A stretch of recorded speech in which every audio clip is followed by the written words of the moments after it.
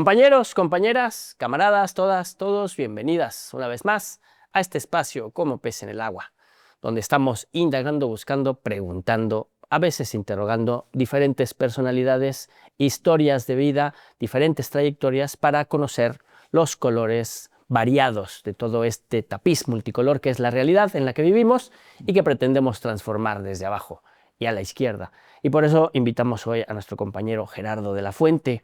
Él es filósofo, doctorado por la UNAM y viejo militante de la izquierda revolucionaria de nuestro país. Hoy se dedica a dirigir el Centro de Estudios del Movimiento Obrero y Socialista, mejor conocido como el CEMOS. Bienvenido, Gerardo. Gracias, Molé. Un gusto.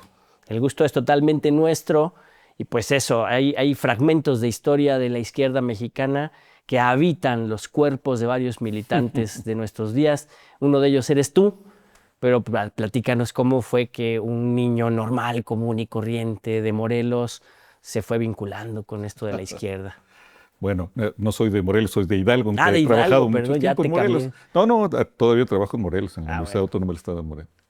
Bueno, yo era estudiante del CCH Sur y ingresé al Partido Comunista Mexicano de una manera muy peculiar, muy interesante, porque llegué a clases en el último año, entraba a las 7 de la mañana, llegué al salón, fui el primero en llegar, y encima de una de las mesas había un folleto que decía, tú puedes ser comunista. Y yo tomé el folleto y me lo leí completo. Muy interesante, lo guardé y ya. Pero varios días después me abordó un compañero que después iba a ser mi gran amigo de la vida. Qué bien. Y me dijo, tú leíste todo el folleto. ¿Te interesa? Eso me encantó porque resulta que no había nadie en el salón, pero alguien lo estaba viendo. Claro. Alguien estaba checando ahí, escondido en algún lado, quién leía y quién no leía. Era la KGB. Estaba viendo. Era un mecanismo muy bonito. Todavía existen en el CEMOS algunos ejemplares de ese folleto, de ese volante. ¿Y de qué organización era el folleto? Del Partido Comunista Mexicano. Comunista. Sí. Así ingresé al Partido Comunista Mexicano. En el CCH. En el CCH, sí. Oye, pero entonces tuviste que emigrar de Hidalgo a la Ciudad de México No, para ir a la exacto. escuela. Nací en Hidalgo, me vine a estudiar a la Ciudad de México a partir de la secundaria. Y por eso ahí estaba yo en el CCH Sur. Así ingresé en una época muy, muy agitada.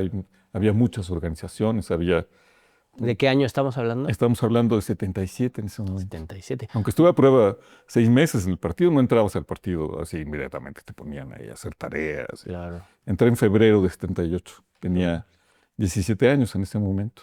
Bien chavo. Y oye, ¿no era peligroso andar con un folleto de esos por ahí? No lo sé, no estoy seguro. Cuando yo era chavo tenía el pelo largo y andaba todo fachento. Y en varias ocasiones me detuvieron, por lo menos en 3 ocasiones me detuvieron en la calle. Policías sin estar vestidos de azul. ¿Usted qué? ¿A dónde va? Policía política.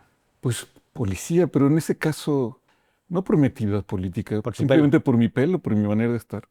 En algún momento estaba con una amiga en la Unidad de Independencia, en un jardincito, y se paró un coche de judiciales y nos cacharon, nos sacaron las metralletas y nos revisaron sin ninguna razón. Era un México distinto. De hecho, sí, una vez me detuvieron. Estábamos sobre Avenida Pacífico, enfrente de los laboratorios que están ahí. Estábamos haciendo una pinta. Libertad sindical, decía la pinta. Y pasó un coche de tiras y nos levantó a mí y al amigo con el que había ingresado. Y ya nos llevaron en el coche. Íbamos hacia Tlaxcala, muertos de miedo, te imaginas. Sí. Yo creo que se apiadaron de nosotros, nos vieron tan pequeñitos y tan miedosos que nos dejaron allí en San Antonio Abad. Bájense, cabrones. Ya están asustados, ya bájense. Sí. Así, oye, pareja, yo creo que estos no son guerrilleros. Sí, no, éramos. Tenía 17 años, ese en el mismo año. En fin, era México distinto. Esa fue tu ¿cómo le llaman ahora? Tu bienvenida, ¿no? Sí, a la inauguración. A la actividad militante, ¿no? Más o menos, sí. Esos encuentros con las fuerzas represivas. Era un México diferente, sí. México diferente. Sin duda. ¿Qué significaba militar en un partido que en esa época todavía era clandestino, no? Era clandestino y no. Digamos que fue la última época antes de la reforma política. Sí, faltaban unos añitos, ¿no? Faltaban, ¿79? Sí, empezó desde 78 el movimiento para conseguir las firmas para obtener el registro condicionado. Y el país ya no era tan así. En teoría éramos clandestinos, pero no lo éramos. Cada uno de nosotros en la célula tenía que tener un nombre falso y Seudónimo. una historia falsa. Y en teoría debíamos hablarnos entre nosotros con nuestros nombres falsos, pero nunca lo hacíamos. Éramos muy relajados. Ya no estábamos. Muy liberales, dirían por No ahí. estábamos en el límite, en lo anterior, ¿no? Nos tocó un México distinto, pero no tan agresivo con los militantes, no tan peligroso. La dicta blanda, le dicen, ¿no? Sí, fue el final de eso. Sí. Y luego, ¿tú cómo viviste? Porque recuerdo yo que justo el tránsito del Partido Comunista a ser un partido con registro, pues implicó un debate fuerte sobre la táctica y las formas de lucha, ¿no? Claro, sí. ¿Tú en qué parte estabas? ¿Cómo se dio esa Fue discusión? un debate grande entre los dinos y los renos. A ver, ¿qué es eso? Eran las dos corrientes centrales. Los dinos. Los dinos, que eran los históricos, digamos que entre los dinos estaba Arnoldo Martínez Verdugo, Gerardo Unzueta, los dirigentes históricos. Valentín Campa. Valentín Campa. Y los renos eran los renovadores. Renovadores. En ellos estaba un renovador muy importante, Enrique Semo, Luciano Concheiro y otro grupo de gente.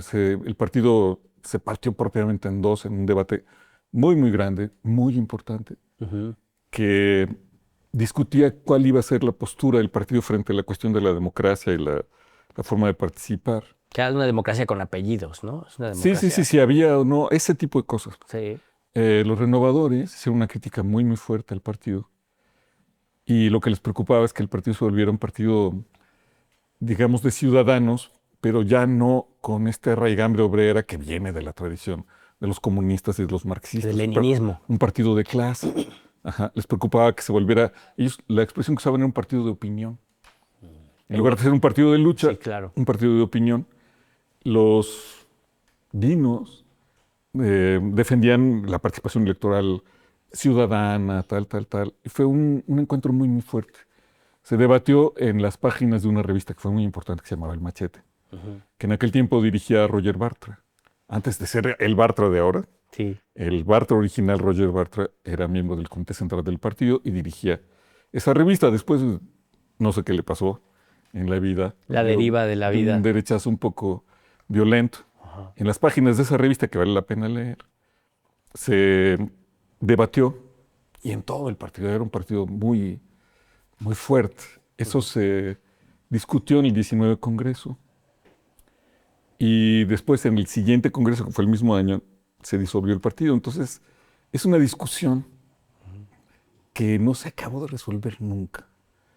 Y yo creo que la consecuencia de eso es que hasta hoy, todavía hoy, incluso en Morena, ese debate sigue estando ahí, Sí. presente. ¿Y no estará un poco rebasado el debate en términos tácticos?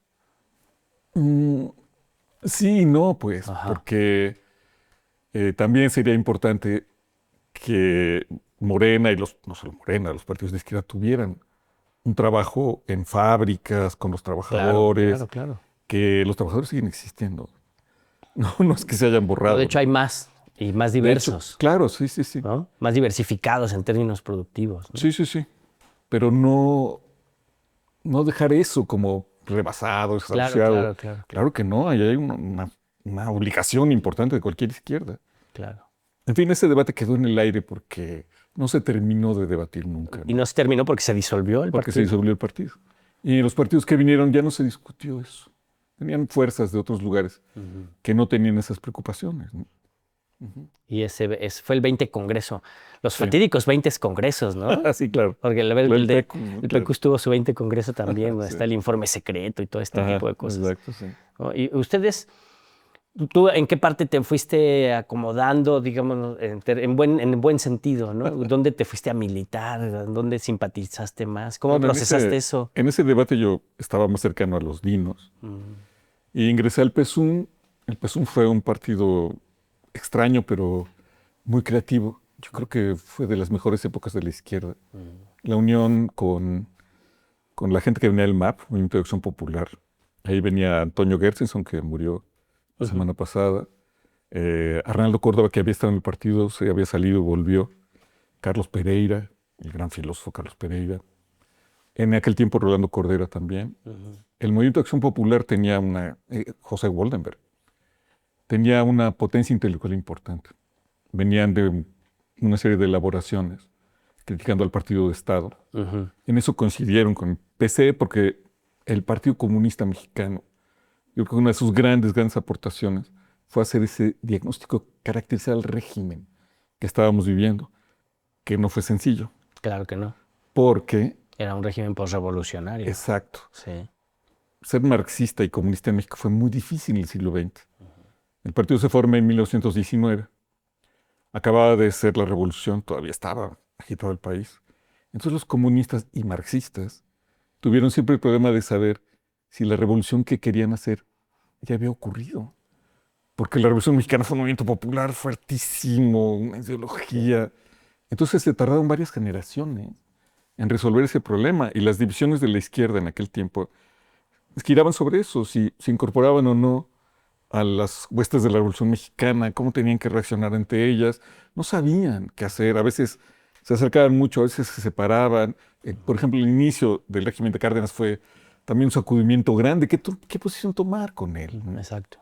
Entonces es hasta los años 60 que, con el movimiento de los maestros y de los ferrocarrileros, que el partido por fin puede llegar a una solución en eso, caracteriza la ideología de la Revolución Mexicana, empieza a describir al régimen como un partido de Estado y plantea, hay que hacer una nueva revolución, hay que hacer otra revolución.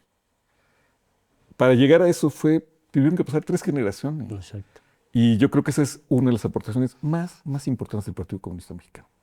La elaboraron estos que decíamos, Arnaldo Córdoba, el mismo Roger Bartra en los inicios, Enrique Semo, Carlos Pereira, una potencia intelectual importante que lo que logró fue eso, terminar con la ideología de la Revolución Mexicana y plantear la autonomía de las fuerzas de izquierda. Allí Arnaldo Córdoba y ellos que se habían separado del partido volvieron a unirse ahí, compartieron el diagnóstico. Yo creo que siempre hablamos de ellos, de Pereira, de Arnaldo Córdoba, pero creo que un intelectual muy importante que hay que retomar fue Gerardo Unzueta, miembro del Partido Comunista. Él era un militante, no era un intelectual académico, pero él creo que fue muy importante para plantear eso. En fin, allá hay toda una cosa. El PSUM nace ahí de esta unión, de esta capacidad militante que venía del partido y de estas fuerzas intelectuales, y fue un partido muy interesante. Quizá el mejor momento de la izquierda, aunque electoralmente el mejor momento en términos de creación, ¿no? Sí, de debate, de elaboración sí, teórica. Sí. Porque, ¿y cómo veías tú, cómo recibían ustedes textos como El ensayo de un proletariado sin cabeza? Bueno, eso es un tema interesante. O el diagnóstico que hace José Revuelta sobre la Revolución de Independencia y la Revolución Mexicana. Sí. ¿No? Yo creo que nos costó mucho trabajo a los que veníamos de la rama del partido acceder a las elaboraciones de Revueltas, porque cuando entra Arnoldo Martínez Verdugo, cuando entra la última dirección del PC, esta que apuesta por la democracia, el gran mérito de Arnoldo Martínez Verdugo fue decir que la vía mexicana al socialismo iba a ser la democracia. O sea, es una gran aportación de la izquierda, no solo de México ahí sí como los ángeles azules de México para el mundo. Y Arnoldo plantea esta política de unidad. Esas son las 2 aportaciones de él, ¿no? Plantear la democracia como la vía y la unidad como un requerimiento de la izquierda, y además se compromete a eso. Pero Arnoldo, sin embargo, deja fuera a Revueltas. Es capaz de incorporar a todos menos a Revueltas. Era un rebelde. No, porque Revueltas, uno de los aspectos de su planteamiento era que no había una especie de justificación histórica para el Partido Comunista Mexicano, que era una especie de arbitrariedad, ahí había que leerlo despacio.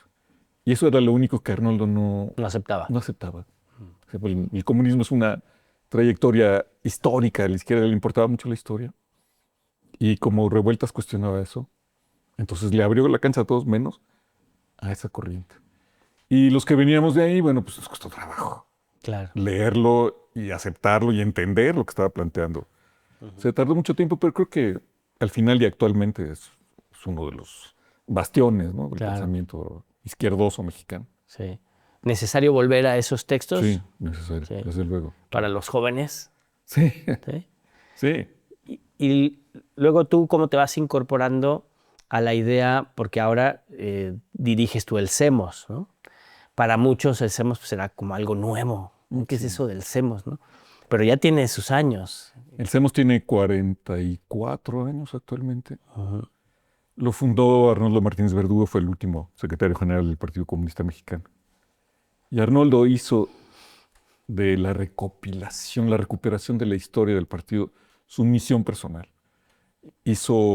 Juntó documentos y documentos, y el CEMOS es el archivo del Partido Comunista Mexicano. Digamos, el eje central de lo que es el CEMOS hoy es el archivo del Partido Comunista Mexicano. ¿Desde qué año tienen documentos? Tenemos ustedes? documentos de los 20.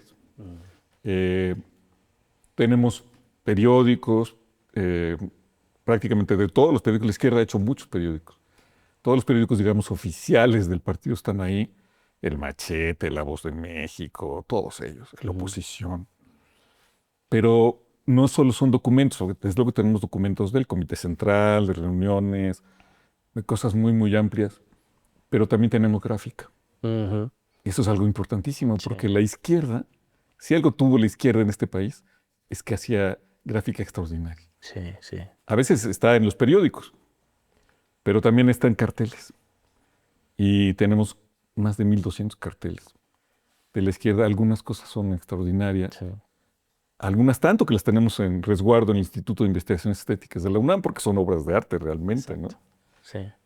Tenemos ahora, estamos trabajando en hacer una recopilación, también un agrupamiento de una cosa genial de la izquierda que son los volantes. Tenemos volantes desde 1927 porque las organizaciones imprimen cosas y las reparten en las marchas y se van quedando. También tenemos más de 1,000 volantes allí. Tenemos una sección de folletos, porque también la izquierda siempre ha hecho folletos. Veo que ustedes también hacen folletos ahora. Y hay de todo tipo. Tenemos una hemeroteca, donde tenemos revistas también.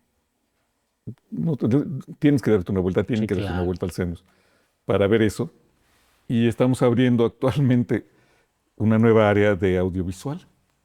Resulta que encontramos allí en el CEMOS de pronto unas latas ¿A poco? de películas.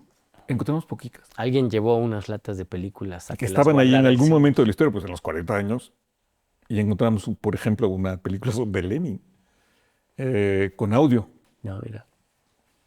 Después descubrimos que era una copia de una película que se había filmado en los años, obviamente en los años 20, pero lo que nosotros tenemos es una copia de esa película que se hizo en los años 40. Y encontramos ahí, por ejemplo, un documental del mitin de Arnoldo Martínez Verdugo en 1982, cuando se hace el mitin de cierre de campaña de Arnoldo en el Zócalo. Es muy importante, se le conoce como el Zócalo Rojo, y es muy importante porque no se había tomado el Zócalo desde 1968. Se abre nuevamente el Zócalo. Está ese evento y encontramos esa película ahí. Claro. Ya que encontramos eso, nos pusimos a buscar y descubrimos que tenemos no películas en Super 8, 16, pero sí tenemos cassettes esos que se usaron después. Más de 300 cassettes que no sabemos bien a bien qué hay. Ese es uno de nuestros problemas, no tenemos recursos. No hay video Entonces grabado. necesitamos comprar equipos. Una videocasetera para saber qué hay ahí. Para saber qué hay y para digitalizarlo. Necesitamos comprar el equipo completo. En eso estamos en estos días tratando de construir eso para tener una nueva área de audiovisual. En fin, para terminar tenemos también audio, ya no visual, sino audio. Tenemos miles de cassettes de los viejitos. Sí. Tampoco sabemos bien a bien qué hay. Ahí estamos buscando relación con la Fonoteca Nacional para ver si nos ayuda a digitalizar, porque todo eso se puede perder, ¿no? Exacto. En fin, Calcemos es una gran riqueza documental, es un lugar, no sé, extraordinario. Creo que yo sepa, no existe algo así en ningún lado, en América Latina incluso, ¿no? Y es tan importante que ahora, bueno, los viejos comunistas se van muriendo y sus familias o ellos mismos nos pasan sus archivos, Claro. entonces tenemos un montón de cosas. Y también ahora otras organizaciones que no eran parte de los comunistas, pero estaban en la izquierda, incluso organizaciones que fueron armadas en algún momento, nos empiezan a prestar sus archivos porque saben que nosotros los vamos a cuidar, los vamos a preservar y en algún momento esperamos ponerlos a todos a consulta pública, ¿no? Claro. En fin, yo creo que es algún trabajo muy, muy valioso. El CEMOS en ese sentido. Pero funcionan como un colectivo, Sí, o sea, autónomo, independiente, autárquico, y sí, con sus más o consecuencias, menos. con sus consecuencias económicas, ¿no? Claro, Porque, o sea, un archivo de ese tipo, cuidarlo, mantenerlo, pues también implica un recurso. claro. Es una asociación civil. Nació como asociación civil, Arnoldo la formó así. Y a lo largo de estos 43 años no sabemos cómo ha sobrevivido. La verdad, es un milagro. Trabajo voluntario. Trabajo voluntario. Mucha gente ha puesto de su bolsa para que esto se mantenga. Tuvo épocas oscuras en las que no se abría al público. Pero no sé, es muy importante mantener esa independencia. Somos cercanos a todos. Tenemos, bueno, en el consejo directivo de la asociación civil está Enrique Semo, Elvira Concheiro y yo. Bueno, Enrique Semo y Elvira son muy cercanos a Morena. Bueno, Elvira es funcionaria Sí, pública. Enrique, bueno, eso es claramente un militante fundamental. Estamos muy cercanos, pero nos importa mantener esa independencia, porque es una de las cosas que ofrecemos claro. al público, ¿no? No solo en el trabajo de archivo. También tenemos una revista, la revista La revista Memoria, Memoria, claro. que también tiene 42 años de antigüedad. Es un milagro que haya salido. No hay ninguna revista izquierda, yo creo que de ningún tipo en México que haya durado tanto. También con sus altas y bajas. Ujú. Tuvimos épocas extraordinarias en que estábamos en los Sanborns. Salíamos Sí, mensualmente y estábamos en los Sanborns. sí, sí. En aquel tiempo el director de la revista era Héctor Díaz Polanco, actualmente presidente de Morena en la Ciudad de México. Así es. Nunca, ni en los momentos más terribles de falta de dinero para publicarla, cedimos a las propuestas que se nos hacían de vincularla, de venderla con diferentes tipos de poderes, también con la izquierda, con los Claro. partidos, ¿no? Por eso, porque su valía está justamente en su independencia. Nunca hemos sido de derechas, no lo vamos a hacer. Siempre hemos estado en los debates, pero nos importa esa, esa independencia intelectual para poder criticar. Y bueno, en eso nos mantenemos todavía hoy. Para poder criticar y apoyar, De apoyar ¿no? también. Pero de Claro. manera, pues así, Sí, sí, sí, sí, honesta, sí, ¿no? sí, así es. Y actualmente, ¿dónde se encuentra? ¿Quién busca la revista Memoria? ¿Dónde la haya? ¿Dónde Bueno, la la pueden- compra? ¿En qué puesto de revistas, de periódico? Eso nos gustaría saber a nosotros también. No, la pueden encontrar en línea. Ujú. Tenemos una página, Revista Memoria. Allí están prácticamente todos los números, desde los primeros tiempos. O sea, están digitalizados los Están viejos digitalizados. números. Sí, sí, sí, la gran mayoría. Y esa es la manera más sencilla. Nos cuesta mucho trabajo imprimirla. A veces la imprimimos, pero ya que la imprimimos, el problema también es distribuirla. Ujú. Entonces, bueno, se puede encontrar así, siempre en la librería de la Facultad de Economía de la UNAM. Y en otros lugares, pues tienen que escribirnos y se las mandamos, cosas así. Porque no tenemos el aparato. También cuesta distribuir. Así es. En los eventos las repartimos la mayor que podemos, pero en fin, es muy complicado. Hay que entrar en contacto con el CEMOS. Hay que entrar en aparato, ¿No? sí. Y Para ahora, tenerla en papel, sí. después de toda esa trayectoria y ese andar, ¿cómo ves tú? ¿Cuál es tu militancia actual, más allá del CEMOS, tu posición actual? ¿Cómo observas los procesos en los que estamos, los cambios que se han dado? ¿Cómo evalúas tú, ahora sí que como viejo comunista, cómo evalúas el México de hoy? Bueno, creo que estamos mejor que en todos los otros tiempos. Y también creo que los comunistas, los que venimos de esa rama, debemos sentirnos parte de la transformación que ha ocurrido, porque colaboramos a ella. Mucha gente de nosotros se partió el queso, luchó. Por eso muchos están ahí Ujú. actualmente. Pero eso que parece muy obvio no lo es, porque muchas personas que vienen de la izquierda socialista, de este tipo, con frecuencia no se consideran parte de la transformación eh, por diferentes razones, tal vez porque a veces han sido excluidos, pero no es usual que uno diga, bueno, este es mi movimiento, yo he colaborado a esto, nos hemos partido el queso todos por esto. Sí. Somos parte y nos va la vida un poco en ello. Para mí sí, y creo que para la mayoría de las personas que están conmigo en el SEMOS, así es, ¿no? De todos modos, nos plantea una serie de dilemas que son complejos, ¿no? Porque nuestra situación actual se parece un poco, solo un poco, a la que te decía de los viejos comunistas frente a la Revolución Mexicana, ¿no? Así es. Nunca sabías si la revolución ya había ocurrido o la tenías que hacer, si esta era la revolución la que tenías que incorporar o no. Así pasa un poco con la Cuarta Transformación. No se saben, los comunistas, los que luchan por el socialismo, los anticapitalistas. No es sencillo tomar una posición frente a Morena, que es un movimiento tan potente, tan masivo, tan popular también, ¿no? Así es. Pero que tampoco es un movimiento, no tiene un programa político anticapitalista en ningún punto, cosas así. Entonces, ¿cómo relacionarse con ellos? Y yo creo que el punto más complejo de eso tiene que ver con algo que también es un problema de Morena. Cuando el partido, los comunistas, pero no solo los comunistas, la izquierda mexicana en general, entiende la ideología de la Revolución Mexicana, rompe con ella, plantea una nueva salida, una nueva revolución y todo eso.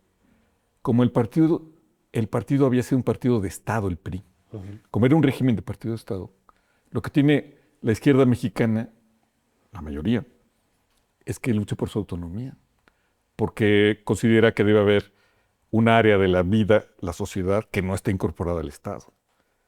Porque fue toda la crítica al corporativismo. El PRI era eso, era corporativo todo. Tú no podías vender una revista en tu colonia porque si no estabas en la CNOP. No podías tener un trabajo si no estabas en la CTM. No podías poner un restaurancito porque también los empresarios estaban en las cámaras, la Concanaco, la Concamín, todos ellos. Así es. El corporativismo era así, controlaba toda la vida. Y para la izquierda fue muy importante la lucha por la autonomía frente a todo eso. Autonomía sindical, autonomía de las colonias. ¿No? Y cuando viene esta transformación, toda la izquierda que viene eso, percibe eso y lucha por esa autonomía. Pero en esa lucha, yo creo que hay un punto absolutamente crucial y que no ha resuelto Morena. Es esta cuestión de la sociedad civil o no. A ver, te lo explico rápido, pero luego me cuelgo en esas cosas. A ver, en 1985, la famosa historia, en el temblor de la Ciudad de México, surge una nueva entidad que no existía, la sociedad civil. El gobierno no responde y los ciudadanos nace la sociedad civil. Los vacíos se llenan. Ajá. La sociedad se autogobierna, resuelve y nace ahí, lo dijo Monsiváis, lo dijo Carlos Pereira, los teóricos más importantes de eso, ellos dos, dicen, señores, que hay una nueva entidad, la sociedad civil. Ahí es el fin del PRI. Allí por eso en las calendarizaciones viene de 85 hasta acá. Sí, pero en 94 se levanta en armas el ZLN y se hacen grandes marchas en la Ciudad de México, millones de personas, exigiendo parar la guerra. En esas marchas, una cosa importante que tuvieron esas marchas es que estábamos todos. Así es. Estaban también las monjas, estaban los empresarios, estaba la gente de derecha, estaban los de derecha y los de izquierda, todos estábamos en la calle y todos exigiendo que se parara esa masacre porque todos los mexicanos sabíamos y sabemos que los pueblos indios están jodidos, que llevan 500 años oprimidos y que tenían razón los zapatistas. Los zapatistas ganaron el primer día. Claro que sí, porque todos estábamos de acuerdo en eso. Surge ahí también la sociedad civil. Es la sociedad civil la que para la agresión del Estado contra los indígenas. Por eso el comandante Marcos, durante los primeros años del ZLN, dirigía sus comunicados a la sociedad civil. Señora sociedad civil. Y dice, tal.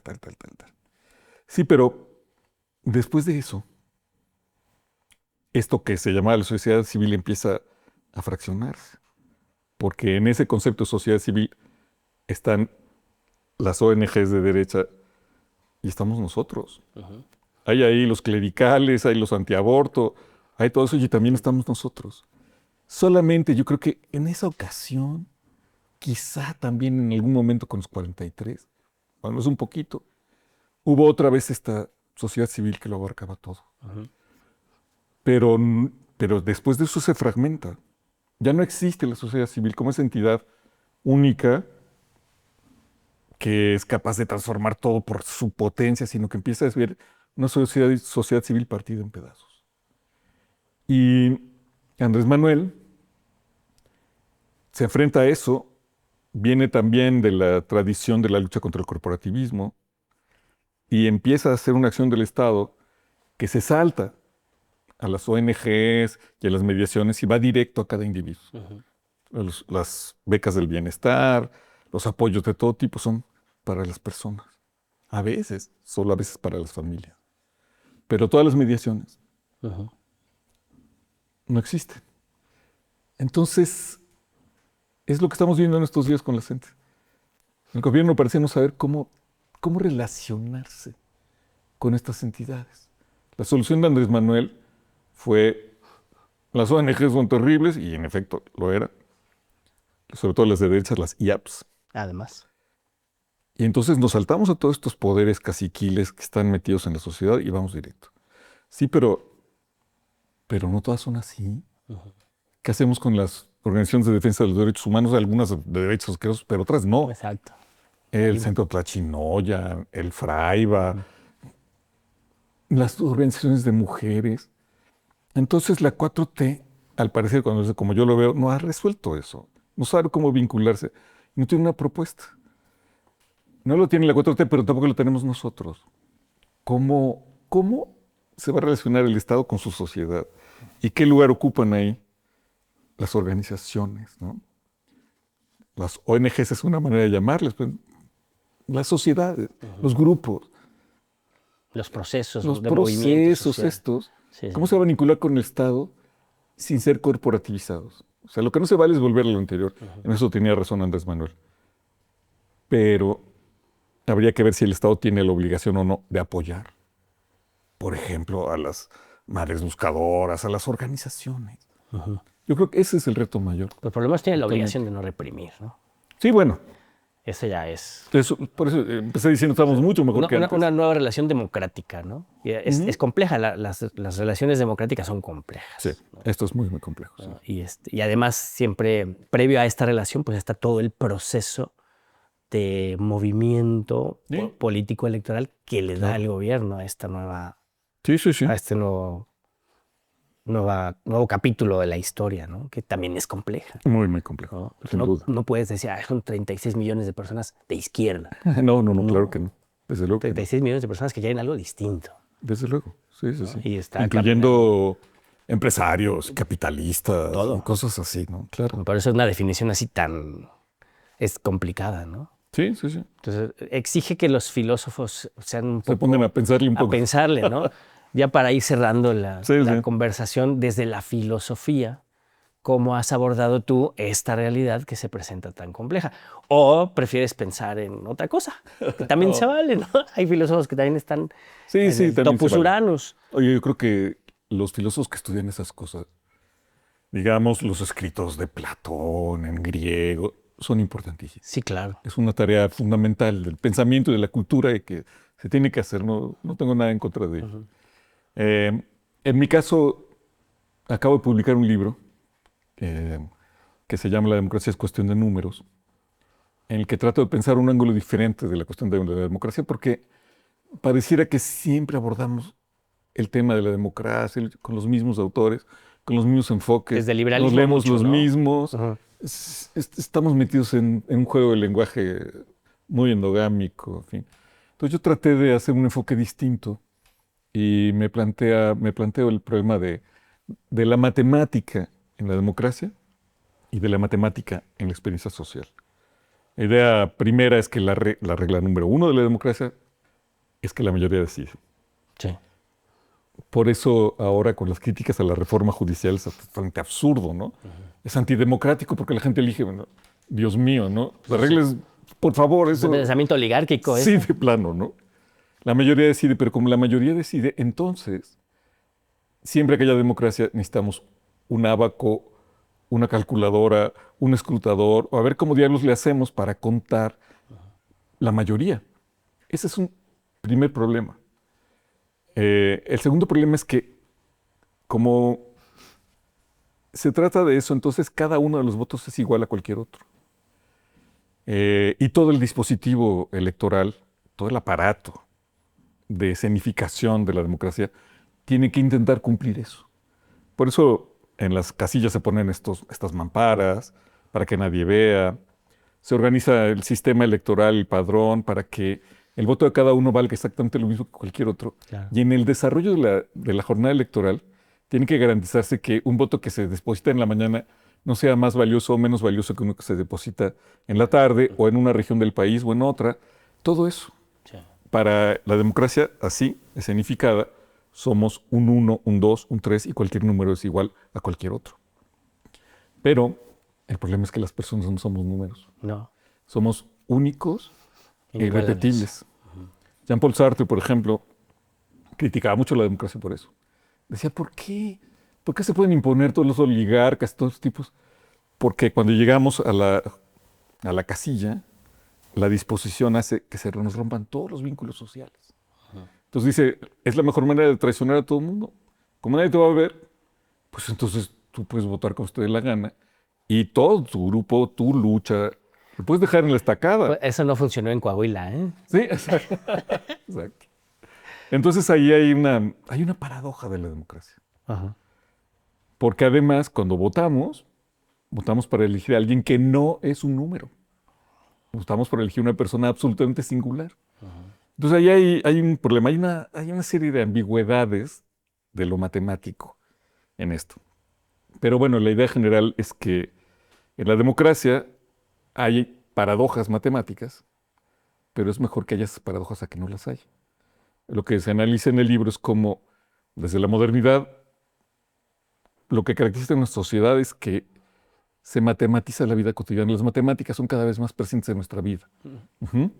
Cada vez mayor cosa son números, nuestros números de teléfono, nuestros números de identificación, nuestra edad, nuestra edad es un número. Tu número de lector. Un número de lector, mil cosas más, nuestras calificaciones son números. La sociedad se aplana. En el Internet hay una cosa que se llama el tiempo real, donde podemos estar en la misma hora todos. Antes la Tierra era redonda, ahí es cuadrada. El sistema de pesos y medidas, las coordenadas geográficas, todo está matematizado. Y el problema es ¿cómo se pasa el yo al nosotros? ¿Cómo se pasa del yo al nosotros? Exacto. ¿Cuándo se forma una sociedad? Cuando se suman voluntades. Pero ahí es una cosa paradójica, ¿no? ¿Cómo que se suman voluntades? ¿Cómo hay que entender la voluntad para suponer que se puede sumar algo así? No, tú y yo no nos podemos sumar. ¿Por qué todo el aparato funciona con ese tipo de metáforas matemáticas? Entonces, lo que yo digo es hay dos maneras de hacer eso. Una manera democrática, que es paradójica, complicada. La manera política. Y hay otra manera que es la manera económica. En la economía se suman los consumos de cada quien. Todas las decisiones de cada quien son exactamente iguales a cualquier otro. En la vía política hay que hacer una asamblea, hay que discutir, hay que plantearse la ética, especialmente eso, hay que plantearse la ética, pensar en todo, cosas así. En la economía formamos una sociedad sin necesidad de ningún diálogo y ningún intercambio con nadie. Vamos a la tienda, compramos y nuestras decisiones se van sumando. La economía es una curva. El mercado son curvas de oferta y demanda que se cruzan en un punto de equilibrio. Y todo el dispositivo económico es una manera de existir de la matemática en la sociedad. Una manera distinta de la manera de la política de existir la matemática, porque también la política es una cuestión de matemáticas. Lo que intento en el libro es confrontar esas dos cosas y plantear algunas conclusiones. Una, creo que muy importante, es que en la lucha política contemporánea están en juego los números y que las organizaciones, los movimientos plantean números y hay una lucha por los números. Sí. Por ejemplo, el 1% y el 99%, los 43 de Yotzinapa, o en estos días, cambiar el sistema de pensiones implicaría el 20% del PIB. Números, constantemente números. Había un autor, David Apter, que decía que en los años 80 algo muy importante, decía que un movimiento para poder ganar necesita, además de desarrollar toda su lucha, necesita concretarla en planteamientos jurídicos. Un movimiento que no es capaz de llevar al final su lucha a un reglamento, una norma, una ley, no va a ganar. El ejemplo más clásico es la Revolución Mexicana. Villa y Zapata son la gran fuerza, pero el que propone la ley agraria en Carranza. 1916 es 14, es Carranza. Entonces, el que no es capaz de proponer una ley, de vertir lo que ha hecho en términos jurídicos, no va a ganar. Eso decía Apter. Yo agregaría, el que no es capaz hoy, además de lo jurídico, de plantear su demanda en términos de números, no va a ganar. Tiene que polemizar, enfrentarse en términos de números. Solo hay con una consideración. Decía Kant que hay dos maneras de usar la matemática. Hay un uso estético de la matemática. Es como cuando yo digo el 1% y el 99%. En ese uso, lo que trato es de impresionar con los números. Y el otro me va a contestar que, bueno, el 1% son 800,000 millones. Siempre hay manera de relativizar cualquier número. Si tú dices, a ver, en la pandemia murieron 10 millones de personas, alguien te va a salir, sí, bueno, pero hay 8,000 millones de habitantes, o sea. Así es. Ajá. Siempre que se plantea un número, hay una lucha estética por el número. Hay interpretaciones también. Ajá. Siempre es posible relativizar. Y una parte de la lucha es esa. Cuando el otro te plantea un número, la lucha es por relativizar ese número. Exacto. El tuyo y el otro. Los grandes números son los que no se pueden relativizar fácilmente. Por ejemplo, los 43 de Ayotzinapa es un número. A ver cómo le haces para decirme que 43 vidas no son. O los 600,000 asesinados en Gaza. Ajá, exacto. O 133,000 desaparecidos. Ahí el gobierno lucha con nosotros para pelear. El número no son 133,000, son 80,000. Esa es una parte. O las causas. Ajá. Esa es una parte. Los movimientos tienen que desembocar en cosa jurídica y en cosa numérica. Si no, no la van a hacer. Pero lo otro que decía Kant, hay un uso estético, es este. Poner los números para impresionar. Y hay un uso matemático de las matemáticas. El uso matemático de las matemáticas se refiere a las operaciones matemáticas. Ajá. Tú puedes debatir un número que es el resultado de una suma, pero lo importante es la operación que se llama suma, división o cualquier otra cosa. Hacer la división, la suma, fundamentarlo, eso es el uso matemático de las matemáticas, y también los movimientos tienen que incluirse ahí. Por ejemplo, fíjate, en México fue muy, muy importante para el triunfo de Andrés Manuel que en 2006, cuando se da el fraude, aparece un grupo de académicos de la Facultad de Ciencias, los encabezaba un profesor que se llamaba Barberena, que empiezan a analizar los resultados. Con las computadoras estudian y dicen, no, aquí hubo un fraude. Y lo demuestran, tal. Allí entra la lucha por los números y además por las operaciones. Y la demostración. La demostración. Realizan nuevas operaciones.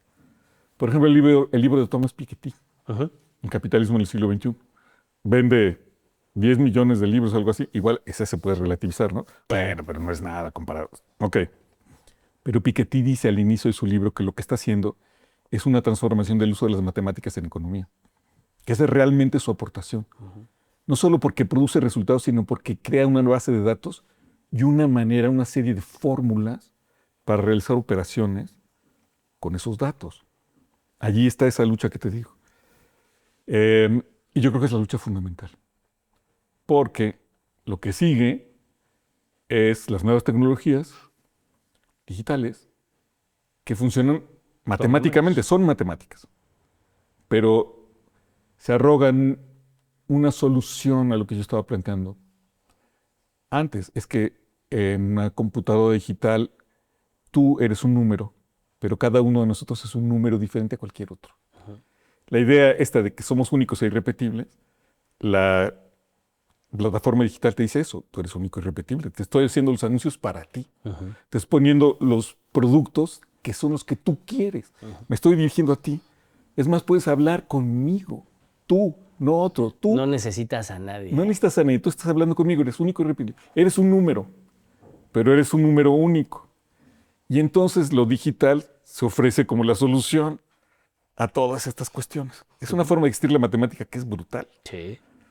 Porque lo abarca todo y porque no parece defensa ahí, ¿no?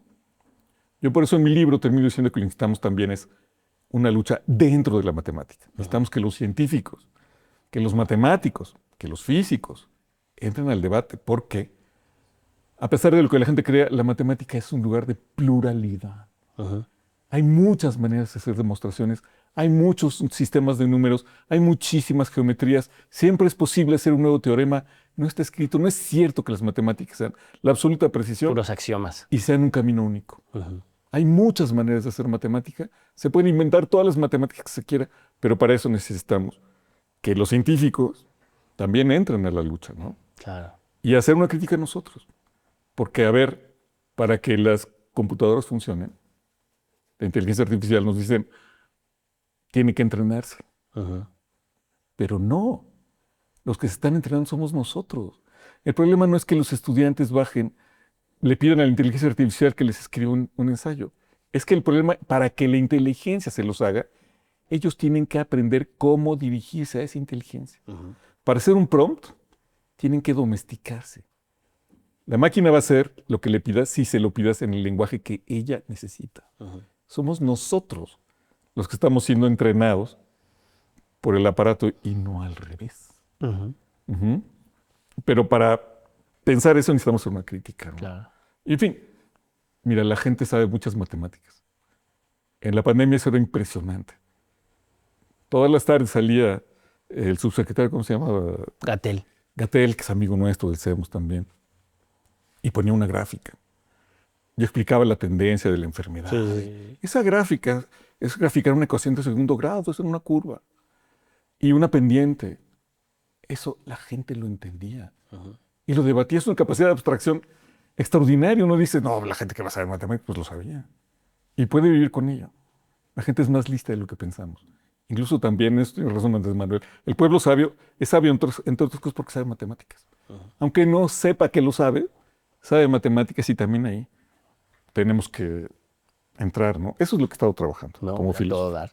Pues a la democratización de esas tecnologías y de las matemáticas, ¿no? La humanización de las matemáticas. Exacto. Muchas gracias, Gerardo de la Fuente, filósofo, militante, director del CEMOS. Muchas gracias por estar con nosotros. Ya, luego iremos al CEMOS también. Sí, por favor. Muchas gracias. Acá lo escuchó usted. Póngase a estudiar matemáticas para defender la democracia, para luchar por los derechos y para hacer un mundo cada vez más justo y cada vez más libre. Recuerde siempre tener la capacidad, desarrollar la capacidad, buscar esa capacidad de indignarnos por la injusticia cometida en contra de cualquier persona en cualquier parte del mundo, porque eso nos va haciendo más humanos cada vez. Hasta luego.